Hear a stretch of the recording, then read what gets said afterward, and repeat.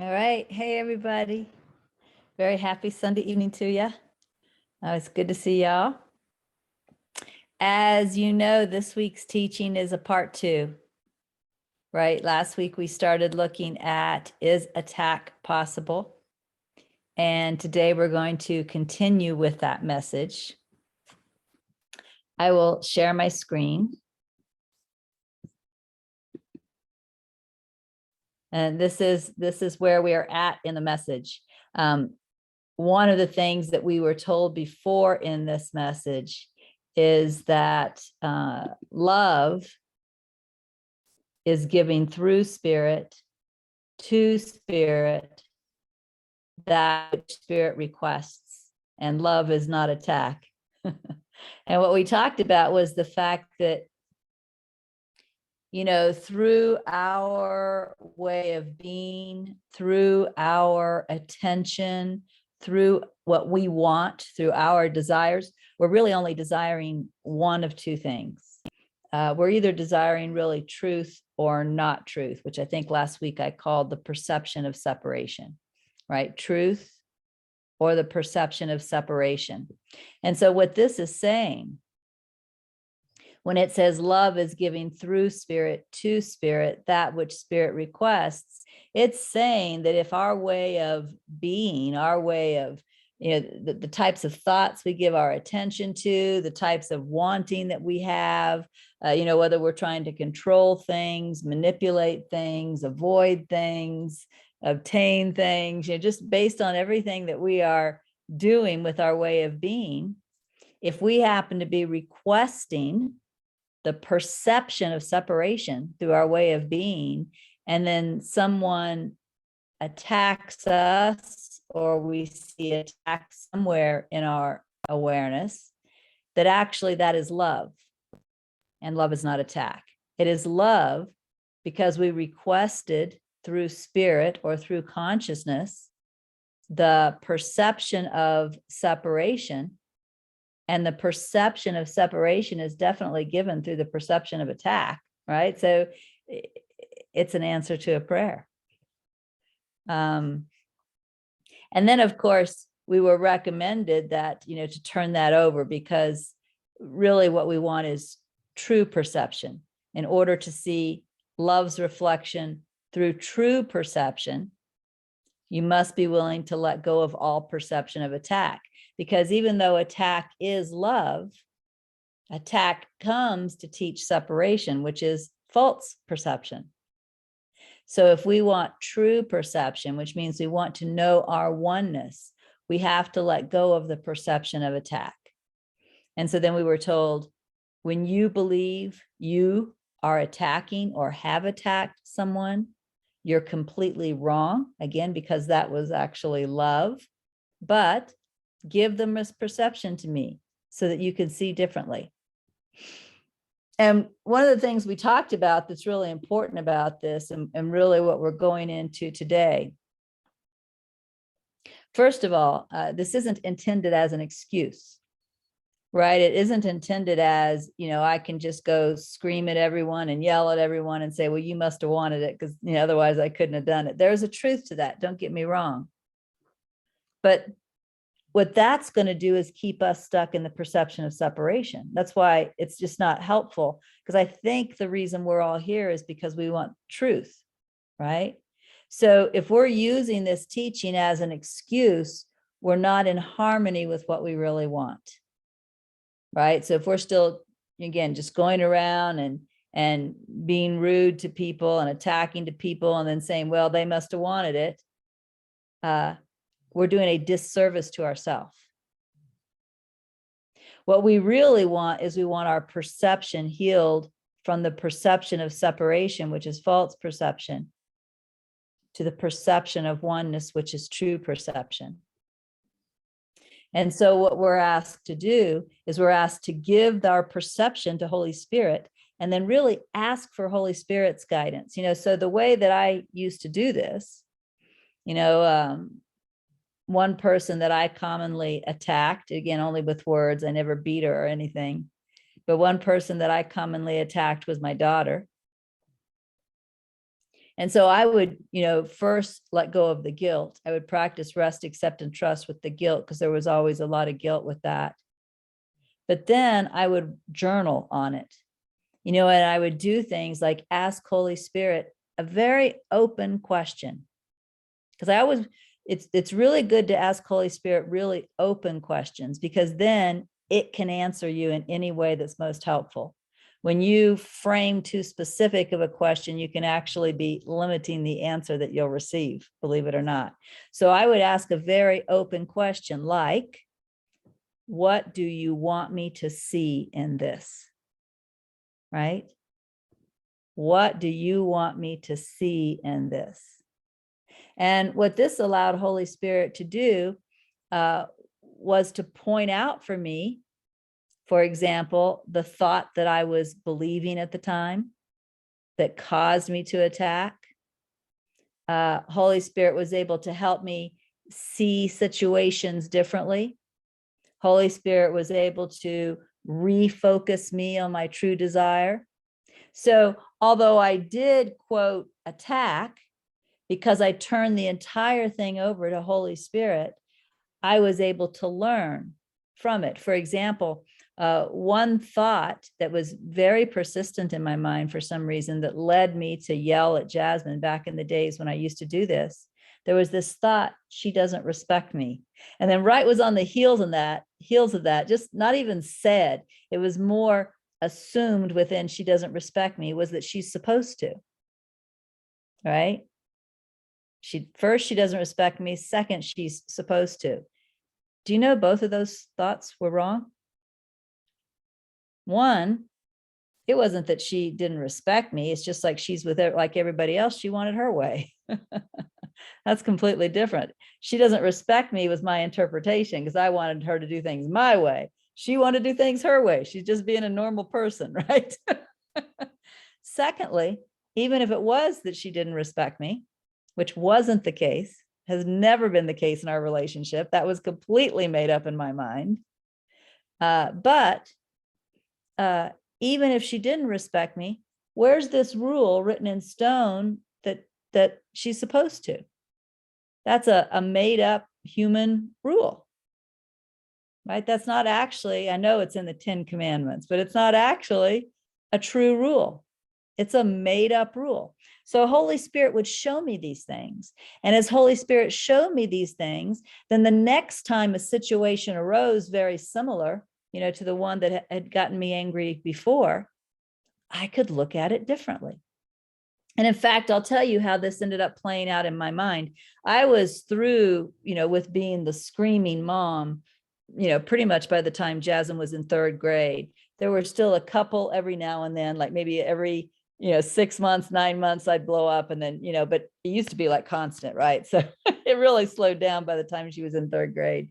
But as she was going through what tend to be the most difficult years, like age 12, age 13, age 14, age 15, and she acted like a 12-year-old, a 13-year-old, a 14-year-old, a 15-year-old. You know how I saw it? She's acting like a 12-year-old. She's acting like a 13-year-old. It was very, there was no trigger in it. This is the way kids that age act, and I was able to be very clearly guided on how to be with her each time in each circumstance. So the point is, if I had just used this as an excuse, well, if I screamed at you, you must have wanted it. Do you see how it would have been a disservice to me? I would never have seen clearly. You see? So even though there's a truth to the fact that if we attack someone, again, it's a part of this entire energy that's running around in our oneness, where most people want the experience of separation. As a spiritual student, to use that as an excuse for my own behavior is a disservice to myself, because I no longer want the perception of separation. And where does that need to change? Here, right? Here. So when you believe you are attacking or have attacked, you are completely wrong. But then give this misperception to me. that you may see differently. Sit down, practice journaling, ask Holy Spirit, inner wisdom, what do I need to see in this? What do I have to learn in this? What would you like to share with me about this? A very, very open question. Again, when you believe you are attacked, you are 100% wrong. Give this misperception to me that you may see differently. Same type of thing. Go in and journal with Holy Spirit on your perception and how can you see this differently? When you believe you see one attacking another, you are believing an attack yourself. Give this misperception to me that you may see differently. And remember, that's how this whole message started to come. This whole message didn't come because I was attacking someone or because someone was attacking me. This whole message came because I saw two people, in this case, particularly John Mundy and Gary Renard, having this exchange about whether Gary was a true teacher or a fake or not.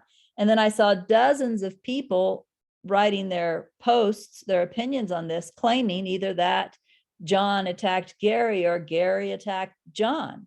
So I directly wasn't even involved in this. But I took this to Holy Spirit, and that's how this message came.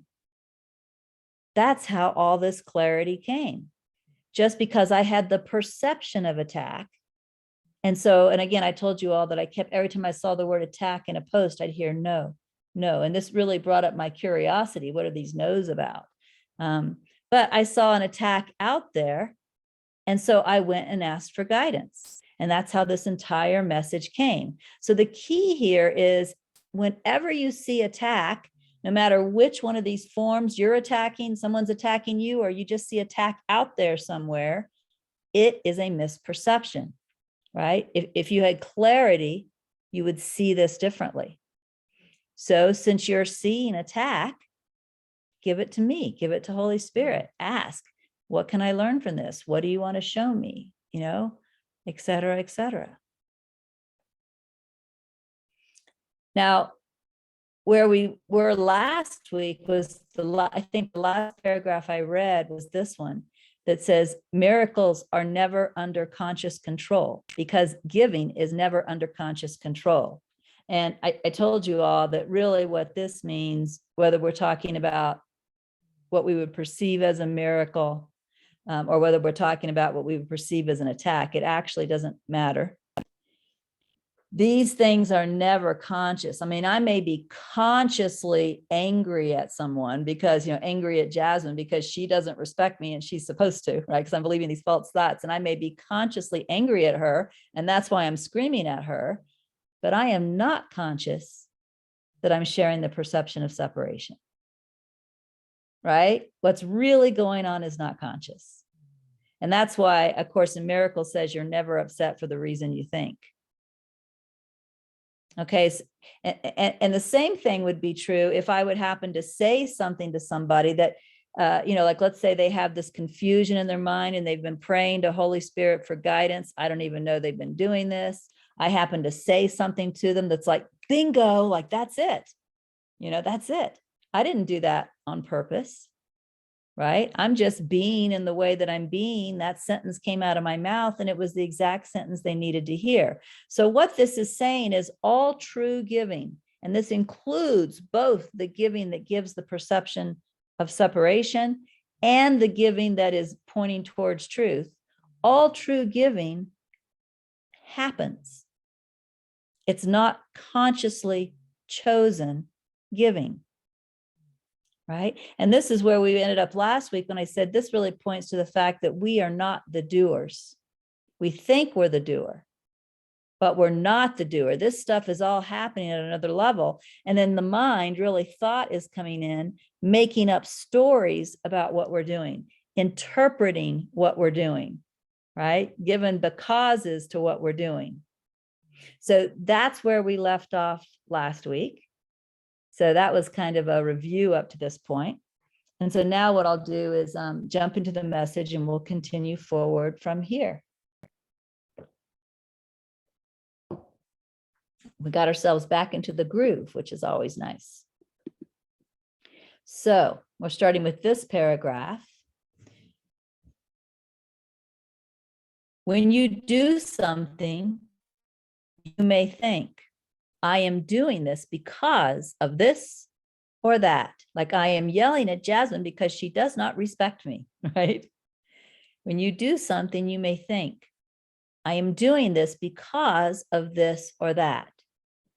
Know that whatever you think after you think because of is not true. The only reason you do anything is because you are guided to do it by your thoughts, which come to you from your spirit. And another word that we commonly use here now is consciousness, which come to you from consciousness. All that you do because you are guided to do it. You can never do anything independent of guidance. This is why you are innocent. Now, guidance here does not mean guidance by the Holy Spirit. What this really means is at the level of human experience, we're puppets, we're nothing but puppets. And so why did I get mad at Jasmine? Not because she didn't respect me, because a thought came into the mind that she didn't respect me. Do you see the difference? I did not get angry at Jasmine for not respecting me. I got angry at Jasmine because a thought came in the mind that said she doesn't respect me. And then there's that little embedded, and she's supposed to. So what really made me get angry? Was it Jasmine or was it a thought?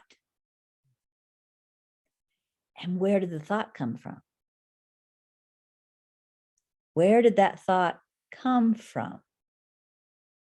Right? This is saying it came from not Holy Spirit, but spirit, from consciousness, from our oneness. It came from the desire in our oneness to experience separation. Think about that.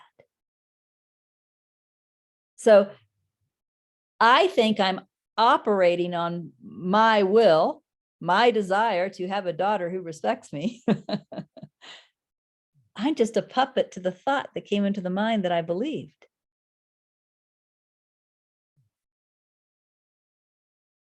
That's what this is saying. You're just a puppet to these thoughts.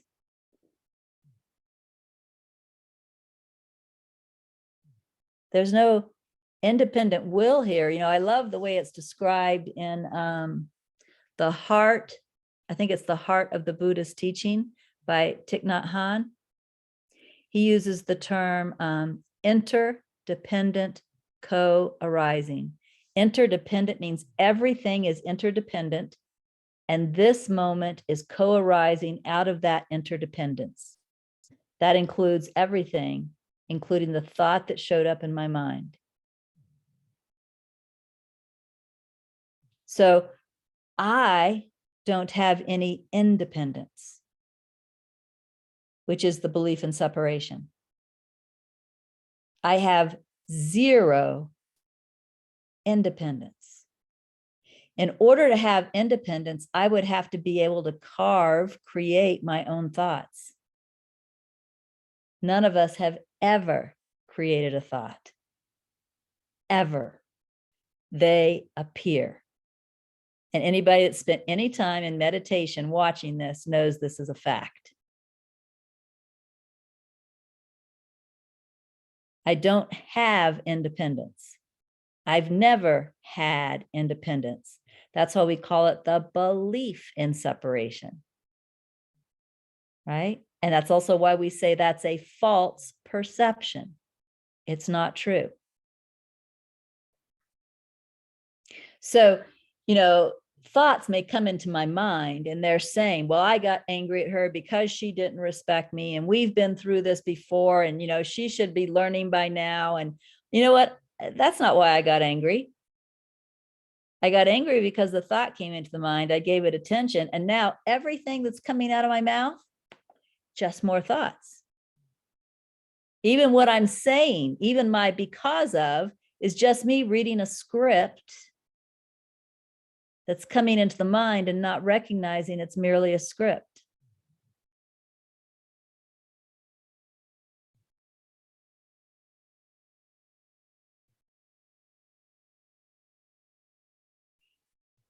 So that's what this is trying to tell us, that what's really going on here is there's oneness. And within that oneness, there's a wish for the experience of separation. And that's creating a lot of manifestations, an important aspect of which is thought.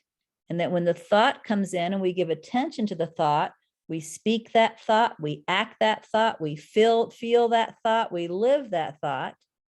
And we think all these other things are going on. Well, this is why that was supposed to happen. She should have done this. And we're not recognizing that we're just reading off this little, what's the things that the presidents read off of? What's that thing called? You might know that screen they read off of when they're reading their speeches, as long as they're not ad-libbing. Anyway, we're teleprompter. Thank you. We're just reading off of a teleprompter. That's all we're doing. So that's what this is saying. And you know what? We can't ad-lib. Anything that we would ad-lib off of the teleprompter still came up on the teleprompter. You can't be separate from this whole thing. That again is why there's no such thing as attack. In order for there to be real attack, there would have to be separate, independent people. There are no separate, independent people.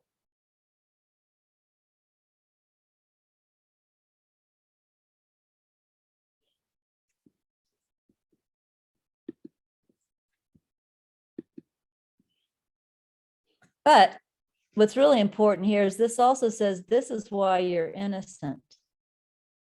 One thing that some of us, if not all of us, have trouble with is if we do attack someone, again, hopefully verbally, but if we do attack someone, like I told you, when I attacked my daughter, then I would have all this guilt that would come up. Well, this is telling us that even the guilt is a false perception. Because you can never do anything independent of guidance. Again, not necessarily mean right-minded guidance, but it's that teleprompter. You can never do anything independent of guidance. This is why you're innocent. So why this is important. Again, I don't want to use this as an excuse, but it is important that I let go of guilt, because guilt is an egoic energy, a lower vibrational energy that keeps you mired in the ego. It's kind of like you're in quicksand. Guilt is like egoic quicksand.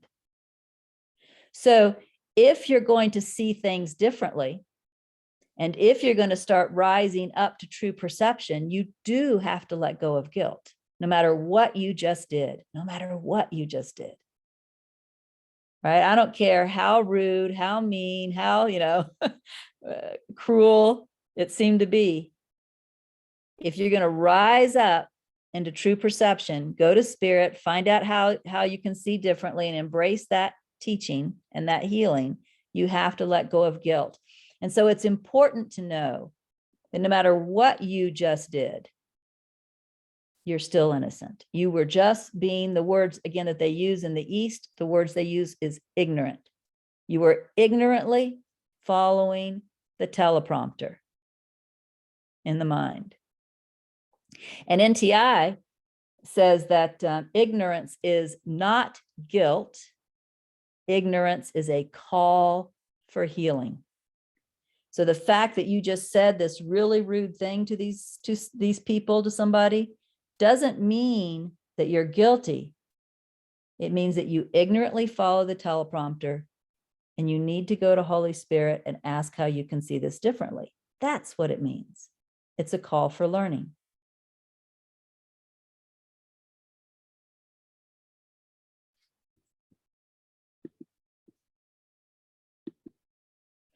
So when you do something, you may think, I am doing this because of this or that. Know that whatever you think after you think because of is not true. The only reason you do anything is because you are guided to do it by your thoughts, which come to you from your spirit. All that you do because you are guided to do it. You can never do anything independent of guidance. This is why you are innocent. Yet I teach that you have a choice about what you will do and how you will feel. And this is also true. This is true because you get to request through spirit the experiences that shall be given you. You make this request through choosing which thoughts to believe or to accept. Now, this particular message came to me in November of 2006. It's actually a fairly early message in my own personal history on the spiritual path. What came later, well, actually only a year later, even though to me it seems like a million years later. It's so funny. It seems like a million years later because I went through so much in such a short time. But really only a year later, I believe it was the fall of 2007 when the message of the code came. And in fact, just last week, I posted excerpts from the message of the code on YouTube in the RDA Early Teachings playlist. So you can go and listen to those if you want to. But what the code taught that was not yet being taught here, but this was moving in that direction, right? What the code taught is that the teleprompter, the script that comes into the mind, does have multiple options. So this is why you have choice. Again, you can't do anything independently. But if the thought comes into the mind, she doesn't respect me, right? And then there's also this thought that says, take a deep breath. You can actually choose the take a deep breath thought because it was there too. And what the code teaches is that as you choose these higher options, whatever the higher option is, you actually raise up in vibration. It says that consciousness has multiple layers of vibration. And as you raise up in vibration, then another higher vibration option may come in.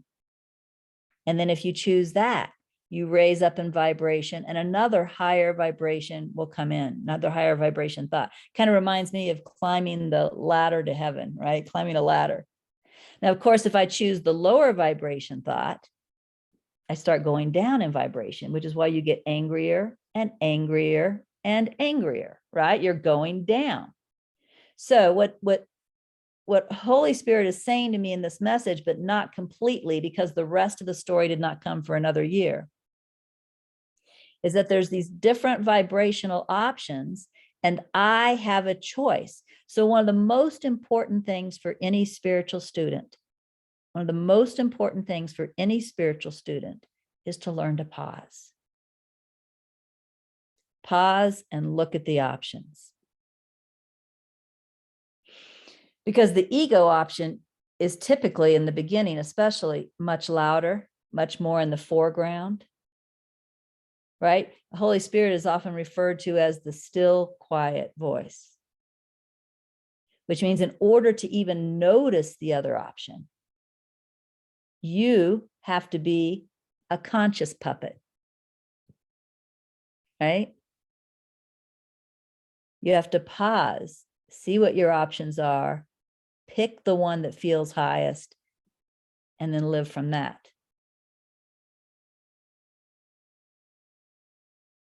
And again, if you want to go learn more about the code, just go to the RDA Early Teachings playlist. I just posted them last week. In fact, it's so funny. I was up all night long posting them. I couldn't even sleep. I don't know if somebody out there needed it or what, because I usually sleep, and I just all night long I was posting excerpts of the code. So I thought, well, somebody must need this right now because I couldn't stop. I couldn't stop. And people were watching it right then, right in the middle of the night. I think that there were about 4 people. Every time I'd post one, immediately it would get 4 views. There were 4 people up in the middle of the night watching them. So maybe all 4 of them needed it. I don't really know. But anyway, they're out there if you want to go pay attention to them. So going back to this message, I teach that you have a choice about what you will do and how you will feel. And this is also true. This is true because you get to request through spirit the experiences that shall be given you. You make this request through choosing which thoughts to believe or accept. So we know that making those higher choices, right? That's how we start asking for true perception. I mean, why would I choose, okay, breathe, instead of, damn it, you're supposed to respect me, unless I have a purpose to see more clearly, to have more clarity, right? So because I have a purpose to have more clarity, I'm choosing the highest thought I can find, which means I'm really sending a request out to our spirit, send me more thoughts that are going to help me see more clearly. So it's my way of being that's really affecting my experience. And another thing about these higher, lower thoughts, no matter where you are in consciousness, let's just pretend for a moment. I don't think any of you guys are here, but let's just pretend for a moment that you're on the lowest rung of the ladder. And some of you may have been there in this lifetime, right? Let's pretend like you're on the lowest rung of the ladder. Some of you may even be able to remember this. How come you're not on the lowest rung of the ladder anymore? You know, you were a drunk, you were a drug addict, you were whatever, right? I mean, and you were hurting. How come you aren't anymore? Because one day you actually started paying attention to higher vibrational thoughts. May have been something like, I need help, right? And you started climbing up out of that because you started listening to those thoughts finally. My point is, no matter where you are, you could be on the lowest rung of the ladder. There is always a higher vibrational option. Always. And you're always free to choose those options. And interestingly, as you raise in consciousness, the lower vibrational options start getting weaker. Therefore, you're not as attracted to them. They start coming fewer and farther between. And pretty soon they're just like static. I mean, like they're there, you can still see it go by, but there's just nothing in you that is being pulled towards that static. And again, they're much fewer, right? They have no pull. So as you choose these higher vibrational options, you go up, up, up until you really get above their vibration, the lower vibration thoughts. You're above their vibration, and therefore they don't really have an effect on you anymore. And that's what we call true perception. True perception is living from the highest vibrations in consciousness, seeing things with clarity. Now, interestingly, this is still not awakening. This would be more like the second principle of God, the highest level of consciousness. Awakening is beyond consciousness entirely, the first principle, right? But as far as I know, and as far as anybody that I've read knows, everyone who awakens first goes to that experience of true perception. It's like that experience of true perception is some kind of a preparation ground for truth. So we go from false perception to true perception to truth. So whenever you're choosing those higher vibrational options as they show up in the mind, you are moving your way towards true perception, which is where you want to be, so that awakening can come.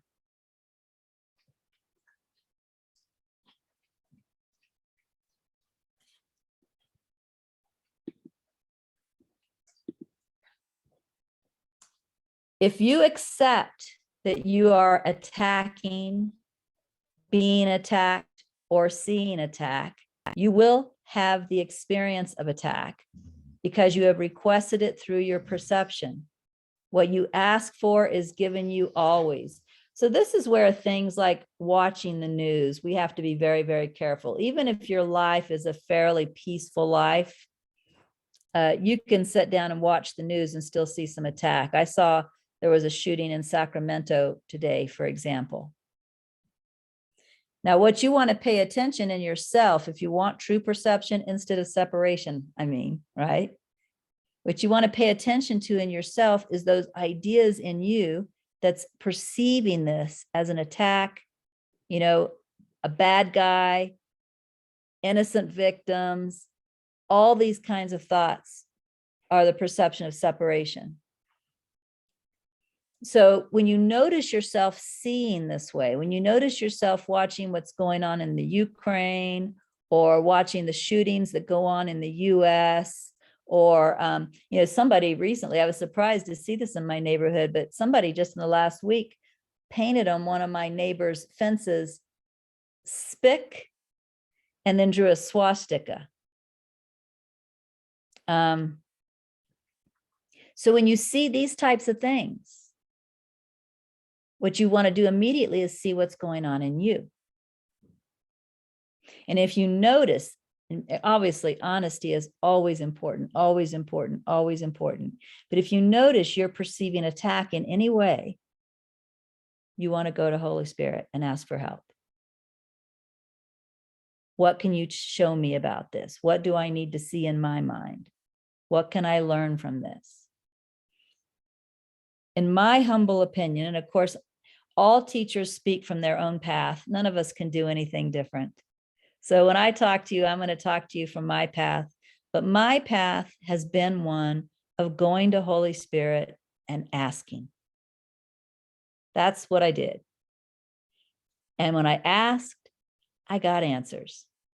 And one step at a time, I was led out of, true false perception into pretty clear true perception, one step at a time. And so that's what I recommend, because that's what I know that worked, right?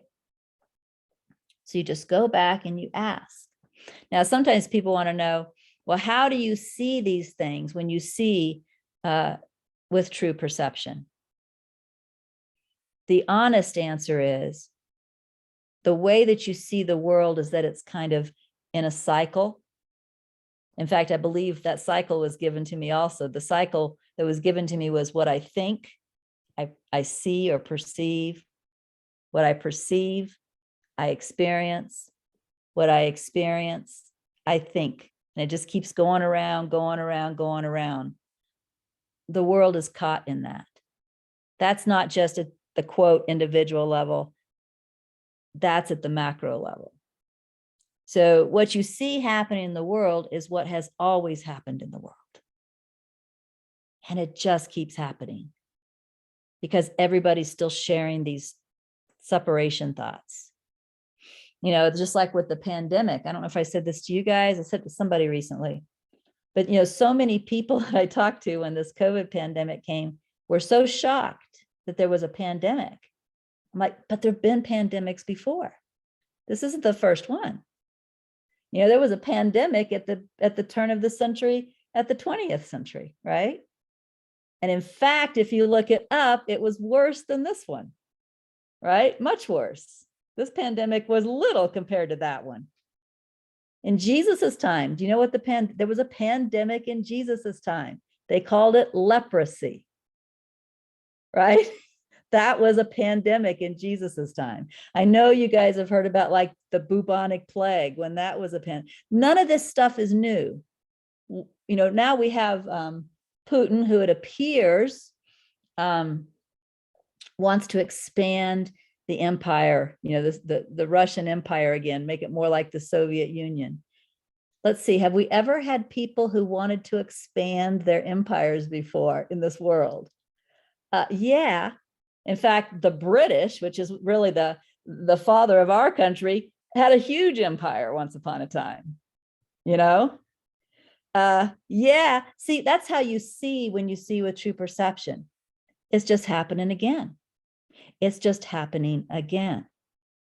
That's what's going on. There's nothing new here. It's just repeating itself. What I think, I see. What I see, I experience. What I experience, I think. And the world is caught in that loop.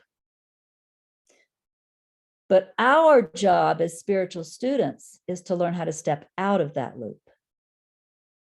So, for example, when I sat down to watch the news, if I notice I'm getting all involved in pandemic thoughts, or getting all involved in war thoughts, or getting all involved in racial things, or any issue, pick an issue.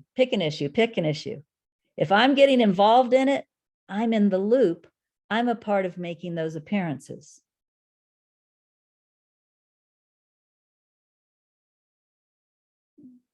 And this is really a big part of what the Tao Te Ching is all about, although people have trouble reading it. But this is really what it's about. And I love this one verse in the Tao Te Ching that says, when the foolish man reads the Tao or hears the Tao, he laughs out loud, which means, let's pick an issue. I'll pick racism, because if I was still listening to my involved mind, that would be very important to me for some reason. I don't know why. I know I'm a white girl and white girls aren't supposed to care as much, but that's always, ever since I was young, believe it or not, I wished I was a black man. Isn't that funny? So that would be very important to me.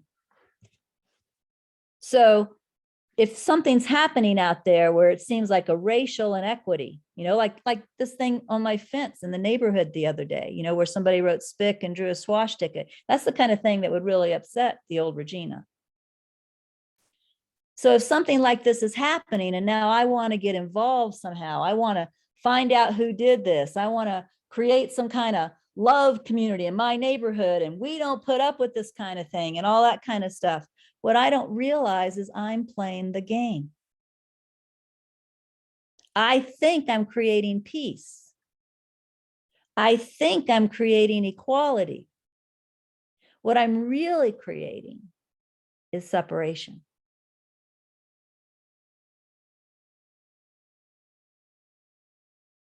My job now, the way I see it,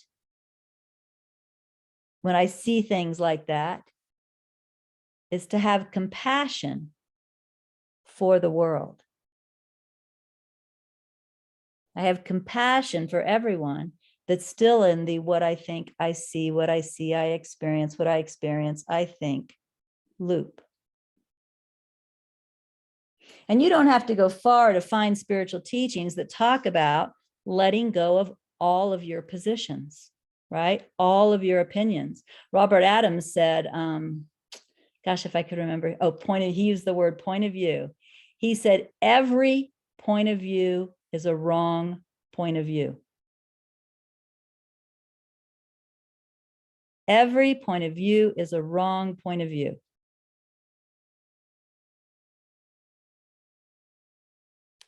Why? Because every point of view is playing the game.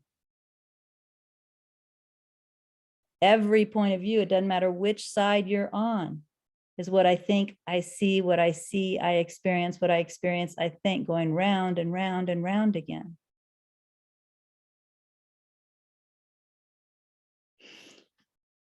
Ramana Maharshi says, and A Course in Miracles also says, but Ramana Maharshi says that the greatest service you can render the world is your own self-realization. In other words, take yourself out of it. Stop being a part of what's playing the game. Because playing the game is what's creating the appearances.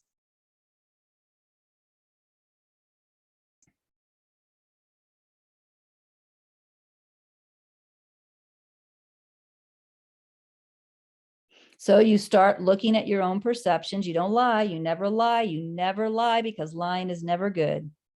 You look at your own perceptions. You notice you're upset about this swastika painted in your neighborhood, right? You've never seen this in your neighborhood before, right? You're worried, you're upset about this. You go, maybe you need to rest, accept, and trust first, but you go to spirit. That's what you do. You go to spirit. You say, I notice, I am very upset. I would start off when I write to spirit, telling spirit exactly what I'm feeling. I always, like spirit was a best friend. I am really pissed off. I noticed that somebody put a swastika on a neighbor's fence. I can just see these, what do we call them now? The skinheads moving into my neighborhood. I don't want those kind of people in my neighborhood, and blah, blah, blah, blah, blah, blah, blah, blah, blah. I'd write it all down. And then I'd say, but I'm willing to see differently. Spirit, what will you tell me? See, there's no denial in that. I'm sharing everything with Spirit and then asking Spirit to help me see differently. Otherwise, we stay stuck in the perception of separation, stuck in the perception of attack, stuck in the lower vibrations, and we never genuinely get to true perception.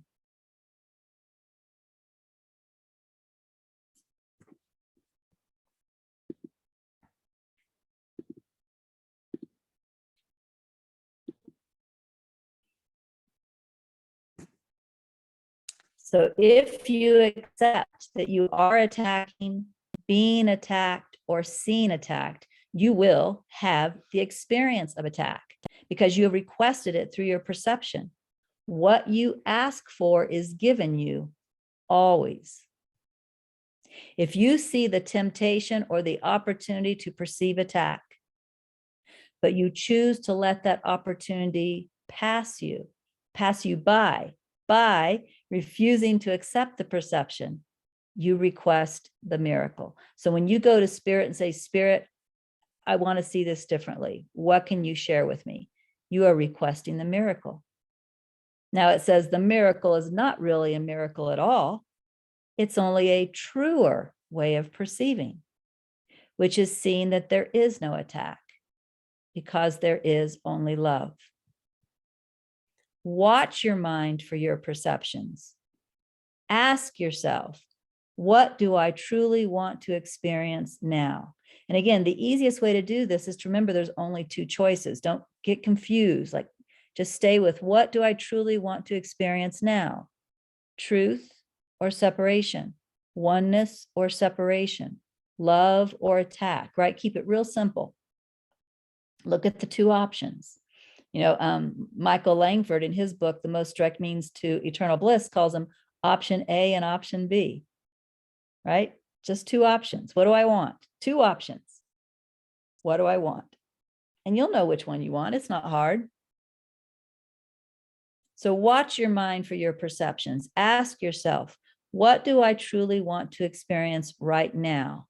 As you ask this question, you make a conscious decision about how to see. The answer to your request is delivered through Spirit, which is not conscious, but is always exactly that which you honestly requested. And again, maybe when I sat up all night long posting the code the other night, it's because somebody was making a request for clarity and their answer was in that video and they just happened to be there to watch it. And so I had to stay up all night posting excerpts of the code, right? You never know. You never know. But let me just tell you the rest of the story. Meaning the personal story. Because I told you guys that, I was watching these posts where people were saying Gary. And so first they were saying John attacked Gary, and then Gary attacked John back, and blah, blah, blah, blah, blah.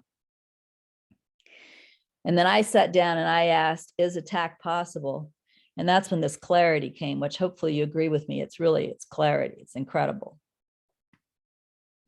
Well, after this clarity came, as was my habit in the day, I went and typed it up. And at that time, I was posting every message I received from Spirit on two different Yahoo groups, the Peace of God and the Disappearance of the Universe. Obviously, the Disappearance of the Universe was Gary Renard's group. The Peace of God was David Fishman's group. So I typed up this message, which in a way is my second time going through it for the day. First, I hear it and write it. Then I type it and post it. Now, I happen to have a 10 o'clock teaching that day in ACIM Gather. This was before Awakening Together. And so when I taught that morning, I taught the message that I had received that morning. That's my third time going through it. After I taught the message, I went and took a shower. And when I got out of the shower, I had a message from David Fishman saying he was going to replay my teaching. I should come and listen, which was really funny because I taught in ACM Gather about 5 times a week, and he had never done that before. He'd never said, hey, I'm going to he had replayed my teachings before, don't get me wrong, but he never called and said, you should come listen. So I don't know why he did it. It was some of this unconscious love, as you'll see as the story goes on. So I thought, well, if David's going to ask me to listen, I'm going to listen. So I went and listened. That was my 4th time with the message that day. Shortly after listening to it, I got an email from a spiritual teacher who was very upset with the message we just went through. That teacher wrote to the people who moderated his group and CC'd me. And what he told the people who moderated his group was that I was nothing but a wannabe, that I was making up all of this clarity, that I wanted to be a famous teacher, and they were not to approve any of my posts ever again.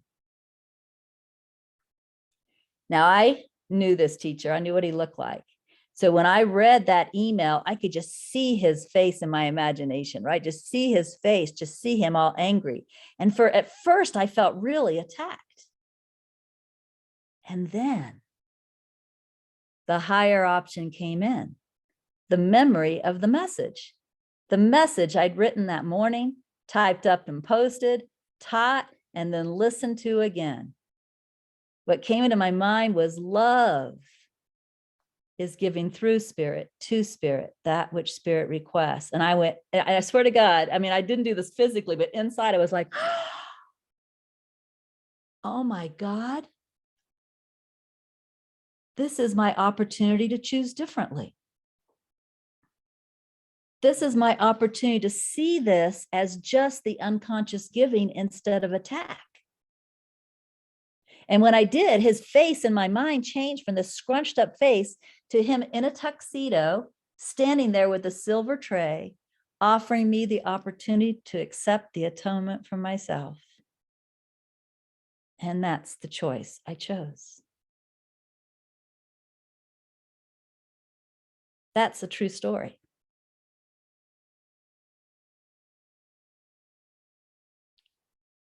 So you see, you can choose your perception.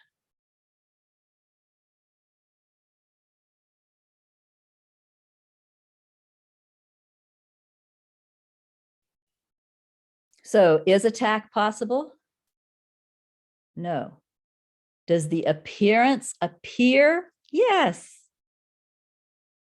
But it appears because almost everybody, the vast majority of the world, including still most spiritual students, still want to believe in independence and separation.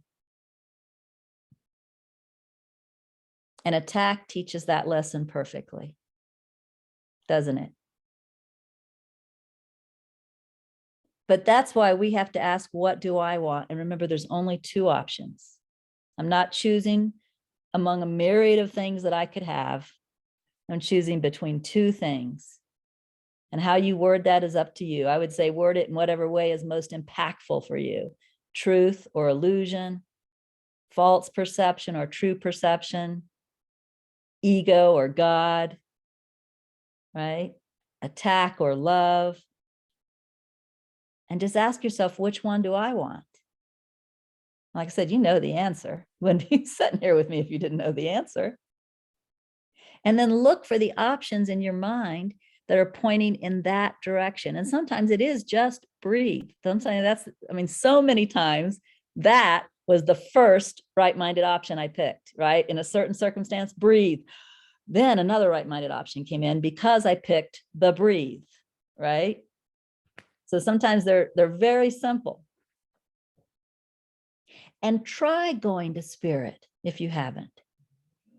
Try going to spirit, tell spirit how you see, what you believe, right? And then say, but I am willing to see that I am completely wrong. What do you have to share with me? And let Spirit start teaching you one step at a time. And see where you go. See where it takes you.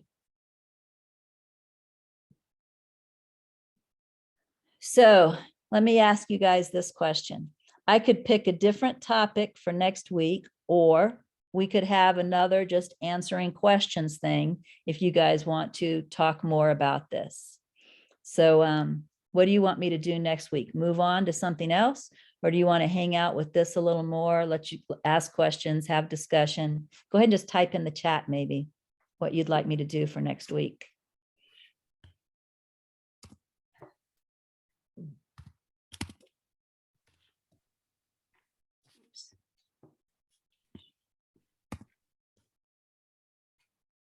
Okay, it looks like although I do see another topic, the majority of them, all the others, it look like, or let's stay with this for one more week. So that's what I'm going to do. Now I'm going to show up with nothing next week. All right. You're the ones that need to bring something to me. So what you want to do this week is contemplate this and find where your questions are. So I'm going to show up with nothing, and then we'll see what you guys want to do with this, to just marinate a little more, look at a little more, find out where your confusion is, where you need clarity, et cetera, okay? And then we'll move on to something else the week after that. All right. I love spending this time with y'all. It's lots of fun, and I will see you next week. Bye.